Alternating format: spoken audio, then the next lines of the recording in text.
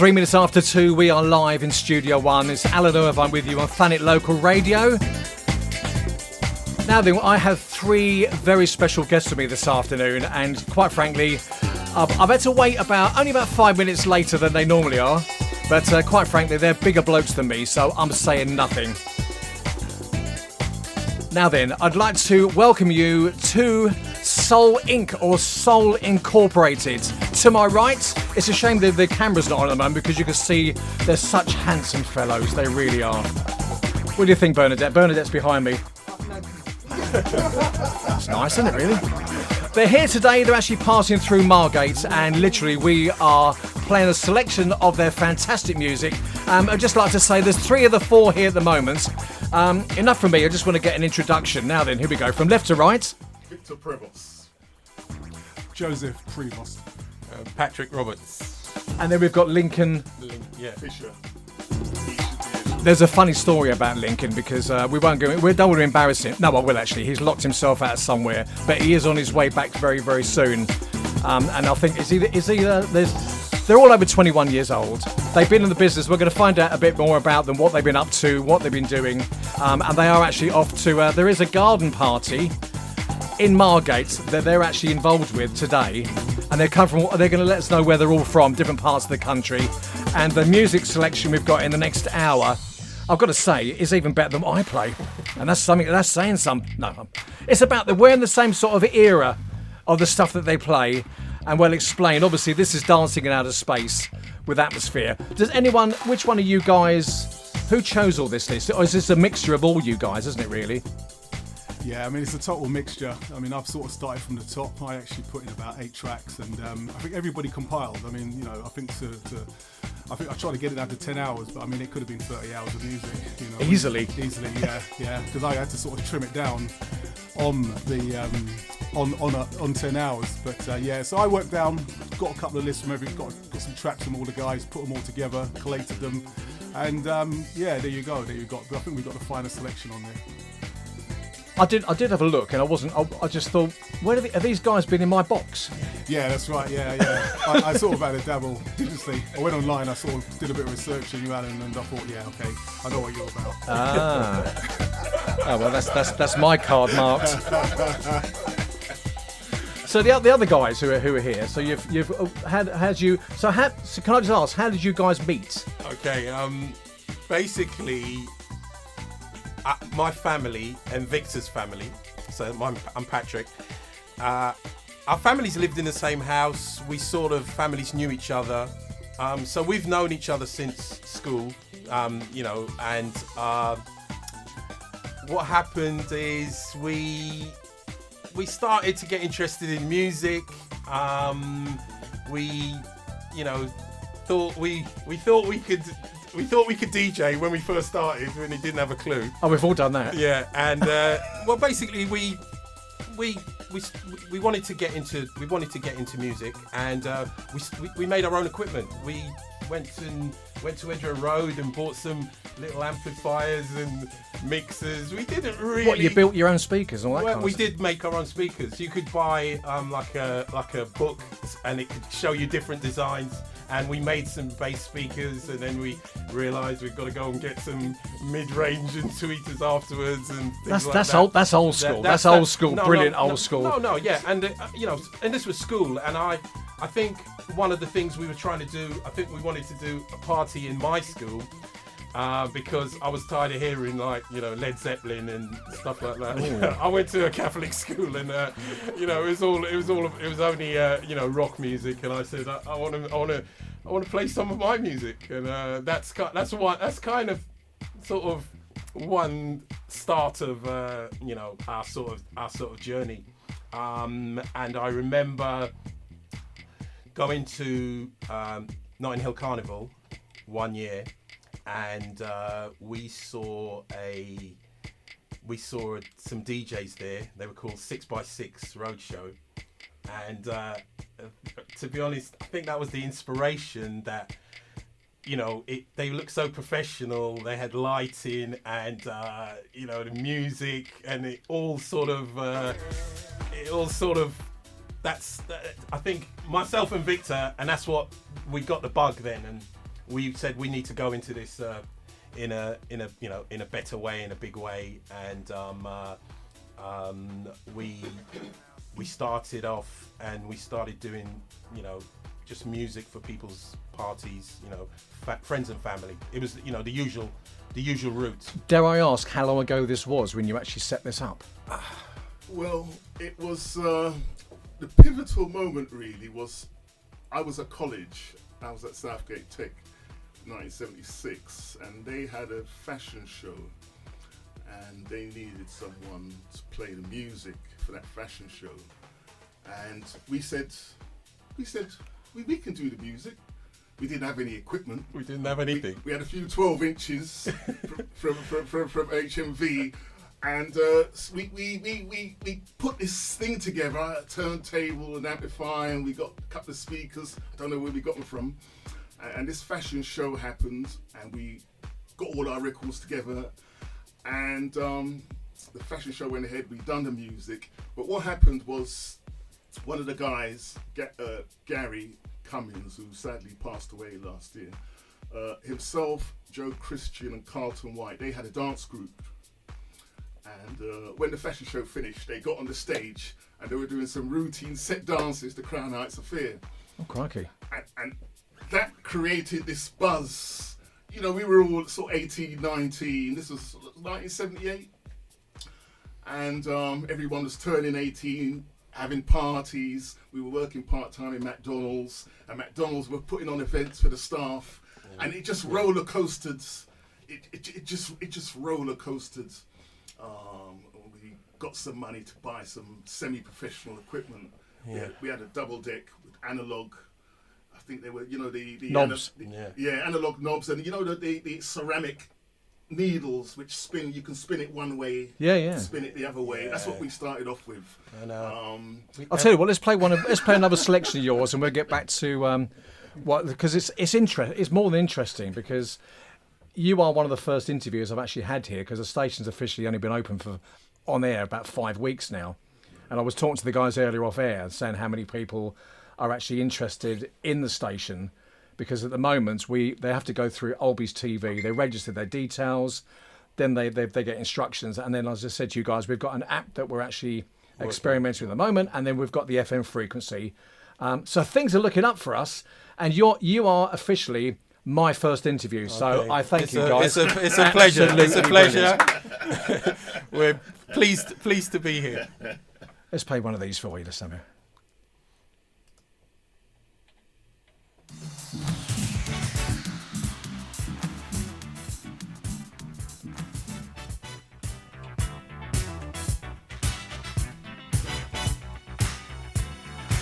One of the guys' selections. This is Heaven and Earth, and I Really Love You.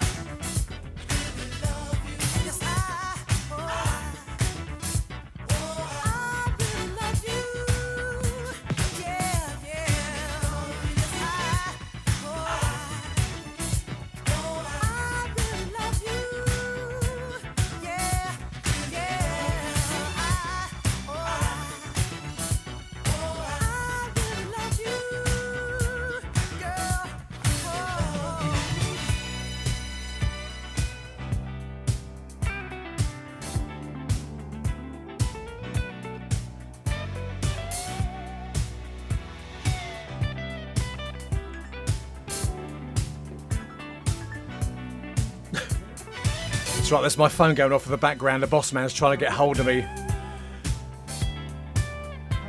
14 minutes after 2, you're listening to Thanet Local Radio with Alan Irvine and the guys from Soul Inc. It's a Saturday afternoon. We're trying to warm things up because I looked outside earlier and the weather is absolutely pants. It really is. It's just not great out there. We're going through a selection and we're going to have another chat with the 3 members. There is a 4th one coming along. Lincoln will be here soon, hopefully, if he's found his keys. But that's another story.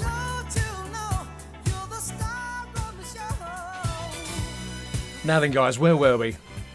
Who wants to have a chat now? What I was going to ask is, now that I said how long ago you actually formed this Elysian. Well, it's from school, isn't it? It's just about school. Yeah. So apart from that, you're in Margate. So why are you in Margate? You've got a We've got a party at Lincoln's house, and basically. Does he know?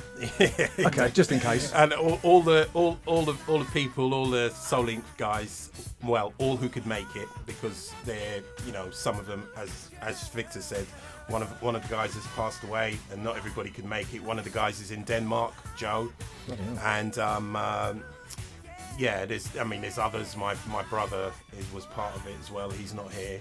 So if you can see, there's a family sort of ties thing. Victor's brother and my brother, we kind of brought them in to kind of help us later on.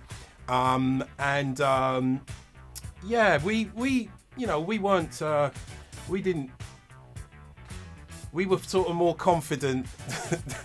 We weren't that, great in the beginning. And we actually went to other people for advice. We had a good friend of ours, a guy named Herbie Laidley, who was the original mastermind sound. Yes, so basically that was his. But at that time, he was he had more like a reggae sound, and he was calling himself Conqueror. But basically, I think we sort of started, and Herbie changed his tack, and he went a similar way as us. I mean, he probably had that idea all along, but basically Herbie was a mentor of ours, because he was very, very clever guy, and when we needed some advice to how many ohms, how to wire things and stuff like that, we would go to Herbie, and Herbie could tell you, oh, you can only put this many speakers on that amplifier, because there's things like that you think oh, you plug it in and this and that, but you end up causing more grief than what you thought. So this COVID thing that every DJs, as you know, we've been hit really badly. It's not just other people, and you're thinking, if it's your only job, like me, yeah. Thankfully, I'm involved with the station, but it's different when you're actually doing it for a living. Yeah. Unless you're on maybe commercial radio station. You're not. Who was doing? What about these guys who's doing their bread and butter every Friday, Saturday? They weren't getting any work. Well, the furlough thing they're talking about stopping it now, aren't they? Soon. Well, it is. It's coming to an end. So some of those companies might decide they don't need the people anymore.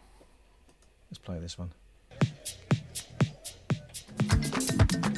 Now then, another selection from the guys. I do remember this one. This was a big 12-inch single back in the day, and I've got to say that it was an absolute tune for me. It is Gary's Gang. I think this was probably one of the. It was Gary's Gang. Do you remember Sealy B and the Buzzy Bunch? Oh God, One Love. I think that these two are probably one of the first two 12-inch singles I ever bought. And they went on forever. A bit like this one. A bit like me.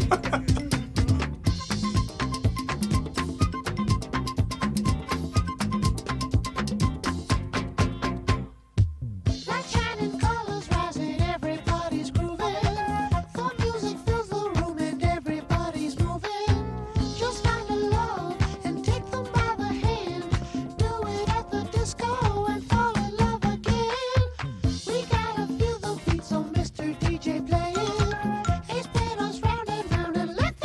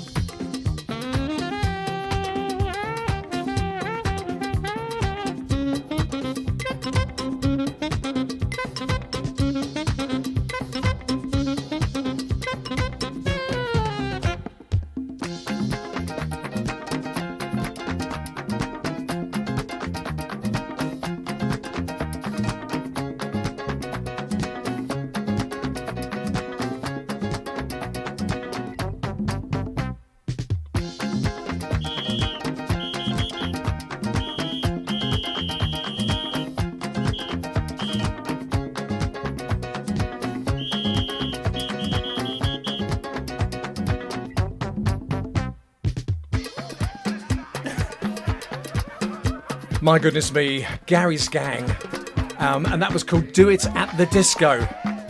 If you ever went to discos in our time, it was mayhem all the time. But it was one of those events that people used to go to, and you knew you'd been out because you get home, you couldn't hear a damn thing, your feet were swelling, you couldn't get your shoes off at times. Now that I was just off air, I was just talking to the guys again. I hope Lincoln turns up very soon because I bet he's got some stories. We were talking about the nightclubs because these guys have worked in nightclubs and they look like they know what they're doing, unlike myself. And basically, we were just saying about the way that the clubs, what people used to actually, they used to dance, but at the same time, Bernadette won't agree with this, but the guys used to dance to impress the girls. Of course. And I'll tell you what, the DJ was the number one man. If you could not get the dance floor rocking, you were dead on your feet. So you had to, even though you were, what's the right word, what way of putting this? You were learning your craft, but at the same time, you can only do that when you've got a live crowd. I don't know what you guys thought about that. Well, we used to. We were clubbers. We were music lovers, and we were clubbers. We used to go to Crackers on a Friday lunchtime. We used to go Crackers on a Sunday. George Power, Paul Trouble Anderson. I mean, we know all about that. Leaving Crackers and walking home because we missed the last bus. I mean, we were serious, and there was like club nearly every night in London somewhere, in some part of the world, Bumbles in Wood Green and Cheeky Pete's, and there was clubs all over the place for, if you knew where to look, Saturday night, Global Village. Oh my God. Cheeky Peaks in Richmond. Global Village. Yeah, virtually every night of the week. I think Global Village is now heaven. Yeah. I think in Charing Cross. Yeah, I know where that is. It was that was a huge club, and it had three different dance floors or something like that. So with the music you play, do you specialise in? You specialise in one thing, you specialise in something else, or do you just go right across the board? Go on, good to speak to. It's a good one, really. I think when you've got a sound system, you've got like a selector. You've got your box, and you've got your selector. And normally, what happens is that the person on the decks will say, "Deliver me that tune," and basically, what your job is just to actually hand that tune over. So I think the key was really knowing what's in the box. So that was the real thing, really. It was just like looking at the crowd and making that decision. There was never any sort of set way to play. We just had the music, look at the crowd, see what's happening with the crowd, and then flow it from the crowd. That's why we always did it. And that would depend on also what you bought the records on the Saturday morning. I mean, we wouldn't leave the house until we listened to Robbie Vincent to see what was new, and then we would be out going and buy those songs that we heard on Robbie Vincent, and we'd go over London, Groove Records in Green Street. Famous. We would be, depending on what we're buying, Daddy Cool, if it was reggae, we would be going to Let's live in Bluebird. or Bluebird Records, Edgware Road. All Is in Harlesden. Atmosphere, the song you played earlier on, that was on their label. A lot of these, they're not around anymore, are they, these places? No. Are there? I mean, how many records are there still? I mean, there was a record shop in Croydon, which allegedly had over 1 million records in stock, called Beano's, which was a huge place. Me personally, because you guys you're all from North London, Northwest, North London, yeah. Darling, they're from North London. Sorry, she's listening. Yeah, that's okay. She's in North London, my wife. Yeah. I used to get my records in Brixton, Red Records, yeah, and Z Records in Brixton Underground Station. Okay, Red. But I knew, and there was a guy. You must know a guy called Tony Monson.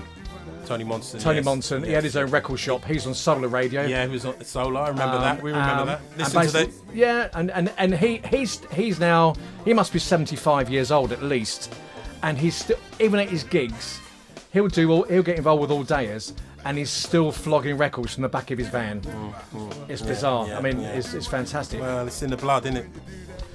I mean, my trips to Bluebird would be about sort of 5 hours, because what I used to do was I used to sort of get to Bluebird's about 12 o'clock. sort of go through the tracks that we needed to buy for the sound. But I used to hang around in Bluebirds. I used to wait for Herbie Laidley to come in, because when Herbie used to come into the store, I used to sort of sit there and just watch what he was buying. And then from what he picked up, I decided, right, I'm going to put another load on. Now, my brother used to give me the money. I used to say, right, here's £80. I was going to say, how much money do you think, as DJs, I mean, we did get, I mean, I worked in the West End, you probably worked in other places, but DJs used to earn quite good money back in the day. Well, unless you're a superstar DJ, like I won't mention who, but his initials are PT and people like that. But I remember going into a record shop and spending £200 easily. I think I used to give me a budget of about 120. I used to give a budget of about 120. That was on a week to week. And if you think about that, if you look at the years and think about that and convert that currency now, that's a lot of money. But I'd go in there for about 120, and I used to end up walking home because I used to spend every single penny. And I used to end up walking from Edger Road back with a big smile on your face, with an arm full of 12-inch singles. Yeah. And it still wasn't enough. It just wasn't enough. So people under 20, no disrespect, people under 20 don't know this. I mean, I've actually got a future son-in-law who came. I've got a studio. I'm lucky enough to studio at home, which I'm sure some of you guys have got. And he looked at the turntable and he said, "What's that?" And I'm thinking, oh my goodness me, how would you not know what a turntable is? But was a word turnlist? There was a term for people who actually played vinyl. Yeah. To actually learn your craft, if you could actually mix on turntables with vinyl, to progress to CDs, it became easy. I think so, and also I think working with vinyl is education, because when you buy an album, you just don't buy the album for the track. You buy the album and you read the album, you read the cover, you learn about the album, you learn about the artist. You also learn about other artists that are involved in that album as well. So having an album is educational, and I remember sort of just spending hours upon hours just looking at George Clinton albums, and it's almost like if you watch a movie and you get the at the end you get all the actual. The runners and riders, they call them. You can see who's involved with it. Then you realise how many people have made those 12 or 13 tracks on an album. Of course. If you found on a lot of the jazz funk albums, Paulino da Costa was on nearly every damn thing. He was a percussionist, and that guy was like. If you saw a song and it said Paulino da Costa and you read and Paulino da Costa was on percussion, you thought, you know what, that's going to be a good bloody song. Now then, who chose this one? Who chose the Dennis Brown track? Dennis Brown, that was from Carlos Riley, who unfortunately is unable to make it today. Okay, well that's his damn fault then, isn't it? Really? I'll tell you what though, it's quite cosy in here. We've got a very, very nice studio, and I was expecting 5 guys to turn up, so I was going to give up my seat and think, you know what, you guys know what you're doing, you can take over the show. It's an absolute pleasure on Thanet Local Radio to have these guys with me. It's coming up for 2:30. Bernadette is again, she's set me up again because she's actually looking gorgeous. You can't see her on the screen. There's us guys, we're just cash because we're just blokes. But Bernadette's, she's actually dressed up to the nines because she's obviously going to the Scar event, which is in Margate a bit. Well, it starts at 2:00 actually till midnight tonight, I believe, isn't it right? You're fitter than I am, I'll tell you that for nothing. And now she's going to actually have a chat with the guys in a couple of minutes. But I'll tell you what, the selection of music you got on here, it's a shame we haven't got a 3-hour show because we could easily play this. But from what the guys are saying, I think there's over 100 tracks in here. We could actually take over the whole day. Yeah. Whilst this is playing, I was going to say, the other thing I was going to ask is, when you're DJing, is there something about, I mean, I know what I do when I'm DJing, but there's something about playing live that if you're not a DJ, you can't grasp that feeling. Yeah, what does it mean to you guys when you're doing it? Well, to be honest with you, I listen to music. I've been listening to music since I've been 4 years old. I've just been very fortunate in my life to be around sort of talented people, pioneering people who understand music. So when all the music came in, I listened to everything. And when you're young, you just listen to music. So if my brother had an album, or if an album came in from the sound, I just played the whole album. I didn't pick up in any tracks. So I spent 11 years just listening to music. I didn't DJ until I was like 15 years old. because I just needed to learn. I just needed to understand music a lot better. And I didn't start DJing until I was 15, and it was Gary Cummins that really set the stage for me. Sadly passed away, and he's Gary Cummins that really set the stage for myself, for Harry Pitters, who's also in the sound, and Stephen Leatham to actually DJ, because he said to us, look, you guys, you need to step up. If you really want the challenge, you've got to be up front and DJ. So there was a gig in a quite an iconic club at the time called Oasis, and we were playing, the sound was playing, and he said, right, what we're going to do is we're going to put you guys on to do a set and to show us that you can really DJ. And it was a lot of pressure, because he said, right, what we're going to do is I'm going to sort out the times, your time slots. And he came back and he said to me, right, we're putting you on at midnight. And I was like, crikey, I'm 16 years old. I'm having to perform in an iconic club, midnight. And I think he kept saying to me, look, we got paying customers coming in here, so you've got to do it right. And he really set that challenge, Gary Cummins. And Gary Cummins is a DJ. He had no fear, when he was DJing. Some DJs, they play very safe. If he wanted to play a song, he would just play it. There are so-called DJs around there. I won't mention any names, but right. there are some big DJs who always do that. Yeah, and that wasn't his philosophy. His philosophy was play it. You bought it. It's new. Play it. And I keep that philosophy up till today. And he had no fear as a DJ. And he would just put a track on and play it. So that's something that stayed with me for all the years that I've DJed. But we actually, we rehearsed the set. It was myself, Harry and Steve. I couldn't stand on the decks, so I thought, right, I'm going to be selecting the tracks here. Harry was full of confidence, so Harry said, right, Harry, you're going to actually be on the turntables. And then we had Steve on the microphone, Stephen Leatham, because I knew Steve, his voice was just, spot on. And we delivered the set, and it was interesting because standing up as 16-year-olds live on stage in front of a paying audience, it was a nerve-wracking experience. But came out of it, and I thought, I could DJ. I didn't think I could DJ up until that point. I do. I mean, you've probably heard this before, but nowadays, everyone thinks they're a DJ. There's so many people out there who think, I can be a DJ. When you actually stand in front of 500 people or 5,000 people, that's when you've got the balls to do it. That's right. And also, it's the other thing I find is that experience helps. I mean, I've actually learned from young guys, but I've actually been lucky enough to give my experience to them. So do you actually work with other people who you're sort of, obviously we're not going to be DJs forever, but are there younger family members who want to take over from what you're doing?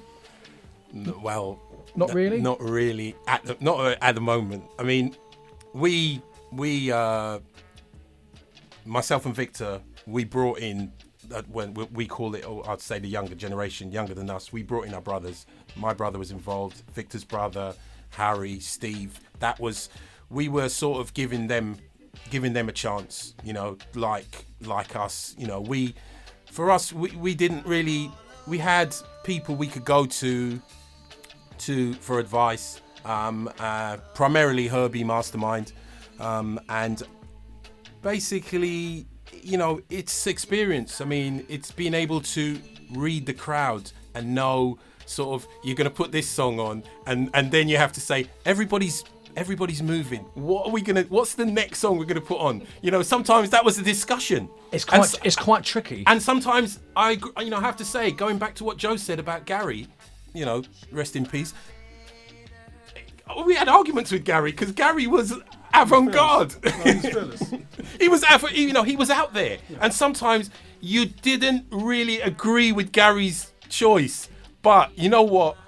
We just had to go for it sometimes. Then afterwards, you would say, Gary, all right, I accept I was wrong, but because sometimes you want to play safe, but we played the music. We played the music we loved. We went out, we heard something, like we're talking about money that we used to spend. A lot of the stuff we used to buy, album-wise, was on import. And you were paying... We know how much they were. Exactly. So we were paying big money. And because I remember imports in Brixton. Crikey, this is a long time. It seems like a long time ago. But you were paying £8. £10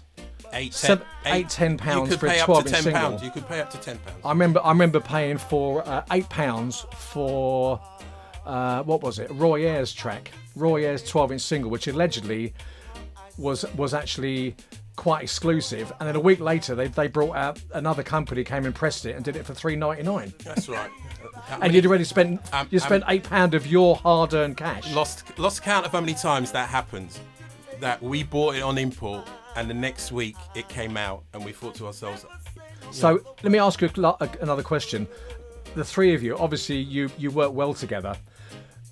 If you had to choose 3 tracks that you thought were going to get the floor moving, that you have that's kind of your ammunition. You know that the people are going to move, putting you on the spot. What would you if you had 3 tracks to play? It's difficult when you've got thousands of tracks that you obviously have. But if you had 3 tracks that you've always got in your box that you'd play, what would you think they were? Is it from this list? It must be, I guess. Who's gonna call it? Yeah, I think every time we DJ, it's never the same. I think you're always looking at the crowd.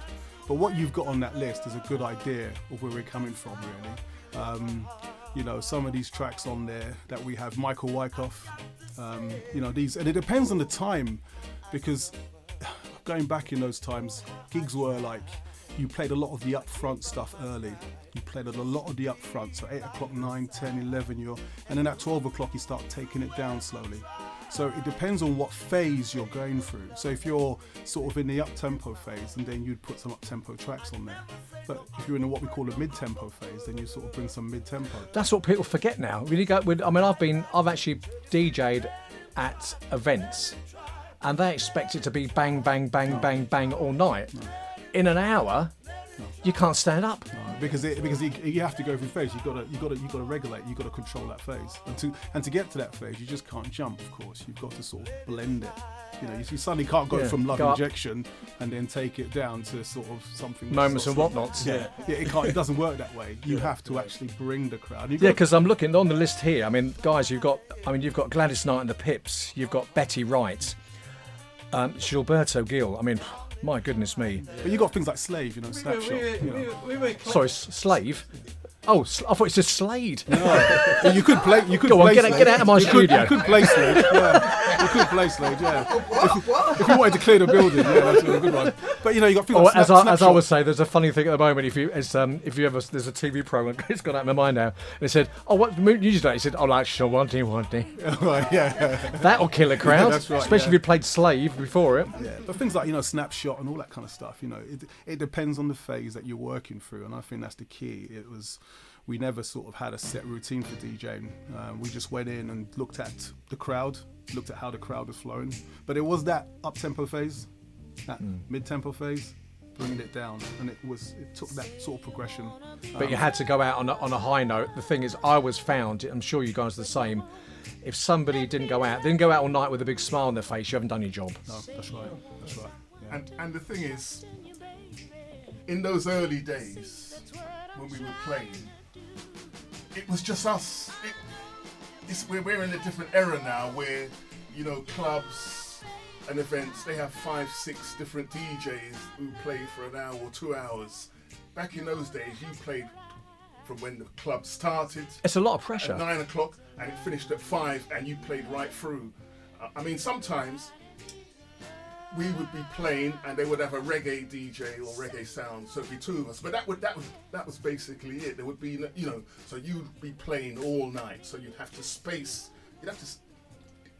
it out how you're gonna. I mean, you can't just turn up at a club and just wing it.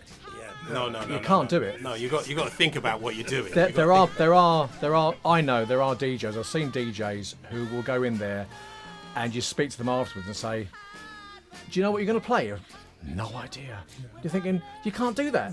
These people are paid good money to come in and see and be educated. Because the biggest thing I found was, as a DJ like you guys, is that your biggest critics are the guys who are dancing to your music. It's true, yeah. And we DJ'd in a very iconic club, which was the People's Club, which was owned by the Count Suckle, and he was the first person to open a black nightclub in this country. And it was a very iconic club, and it ran from 10 till 6 in the morning. So of course, if you were that's when everyone goes out. If You you're don't go out till after 10. Yeah, so if you're DJing in the People's Club, you get there about 8 o'clock, get the equipment set up for 9, and you're playing music from 10 till 6. And it doesn't matter if 2 people come in at 9 o'clock, you've got to entertain them. And you've got to entertain people right up until 6 o'clock in the morning. And that's a challenge. It is really a challenge. And to keep it flowing, and they are paying customers, you know. So is that the sort of gigs you did? You did 10 till 6? People's Club 10 till 6. How often did you do that? Well, it's one stage. We're doing it every single week. Yes, I mean, there were weeks when we done 2-3 nights down there. It was at 5A Prague Street, right at the top, opposite what was the hotel? The big hotel? Metropole. Opposite the Metro. I bet there's people going. I used to go there. Yeah, it was before that. It was called the Q Club. I think it opened in the 60s. Oh, I know. So how many people are you talking about who were actually rammed into this place? I don't know. Legally or illegally? Well, it was pretty tight. I would say what, 350? Yeah. About 350. Whoever the council are in that area, we didn't really mean to say that. Yeah, and that was 350, and that was tight in there. It was packed. yeah. It was packed. Low roof as well. It was a very low roof. To be What honest, the old classic You could touch dripping, the old dripping off the You walls. could touch the roof. Joe could touch the roof. Joe could touch the roof, I think. I mean, basically, he crammed them in, and health and safety or fire department. Forget about One entrance. One entrance, as far as I knew. My goodness. But the thing about it was a West End club. So not only did you have people that were coming in to listen to the sounds, you had people that were just in the West End looking for a club. Was this because I worked in the West End? They're all underground. It was underground. Because of the sound. Yeah, it was underground. And it was down one set of steps and up one set of steps. Oh, yeah, it was that down. was. Yeah, so you've got a different clientele. You're just sometimes if you're doing like a soul gig or reggae gig, but you're not, because people would just come in off the West End looking for a nightclub, looking for a place to be, and it was iconic. I think it's notorious. Muhammad Ali clubbed in there when he came to England. It was a very famous club. And the sound systems that came with it, some of the most iconic sound systems that the UK has ever seen. So like, Frontline International, Saxon International, Sir Coxon. Did Jazzy play there? Jazzy B? Jazzy B, no. Jazzy B, I think the soul sound was Was that a bit early? That was a bit early. We're going back to By the time Soul to Soul or Jazzy B and his boys came around, I mean that was already that wasn't his. They sort of came in and went into the sort of warehouse scene. It was all about warehouse parties. I mean, we used to hire equipment to Jazzy. Did any of you guys have a funky dread? No. No. I thought I'd ask. No. I don't know. When you were younger, you probably had more hair than I've got. I don't know. But we had the in the Crackers days, we had the plastic sandals, Hawaiian shirts. Oh, nice. Jelly shoes. Real Hawaii 5-0 stuff there. But also there was a lot of we did a lot of theme parties. There was this sports and beachwear party, and there was a lot of themes. I think Bring your own sand. You get free sand in Margate. Yeah, sports and beachwear. I think there was a night in the People's Club, which was Nights of Arabia. We had to come in, these were the sort of themed nights that were happening, and people were buzzing. You see people during the week saying, right, I'm going to People's Club. I need to get myself an outfit. God, don't you wish you were in a time machine and go back to those times now? And that's that hotel we did and culture. Sports That's and Beachwear. Sherlock Holmes. No. Sherlock Holmes Ambassadors Hotel near to Euston. We did a sports and beachwear party in there, and I tell you what, it was we just created the buzz for that. Leafleted it all over the damn place, and everybody. It was just crazy. Oh, love Here this we song. go. Love this We're song. going to come back after this. Bernadette's now going to take over the seat because, quite frankly, I've outlived me welcome because the guys want to talk to Bernadette. Toda menina baiana tem